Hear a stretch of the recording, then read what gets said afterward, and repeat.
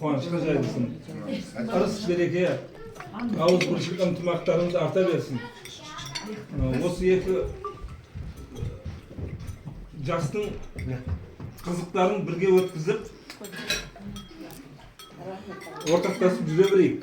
Жаңағы қыз өсіп қалды, бала есейіп қалды демекші, қапшықтың аузы ашылады Құда қаласа, солардың қызықшылығын бірге тойлайық. Мына мен қарындастарымды көріп, жиендерімді көріп өзім қуанып отырмын, теріме сыймай отырмын. Көп жерде сөзге шорқақпын өзі. Осыларды көріп бір ашылып кеттім. Ана ұл балдардың арасында тып-тыныш отырмын, қыздардың арасында еркелеп отырмын. Айналайын осылардың барына шүкір.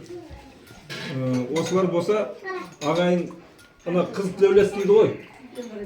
Осылардың нелері шығар, біздің басымызды қосып неғып отырған. Ұл балдардың басы қосылу ол қиындау сәл. Қай неде болса да. Қыздар жақсы, молодец, үйімшіл. Осылардың ауыз біршілік ынтымағы арта берсін. Айналайын әрқашан барыс келістіктерің таусылмасын.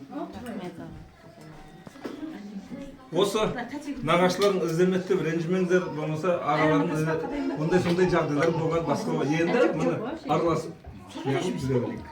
Бар болыңыз, аман болыңыз. Жезде, сізге де рахмет. Осындай бізге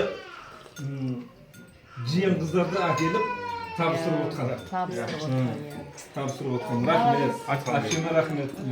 Жездең айта бер, жездең арқасында. Соң мен жездем айттым ғой бірінші. Үйге барды, дағып сен айта беріп.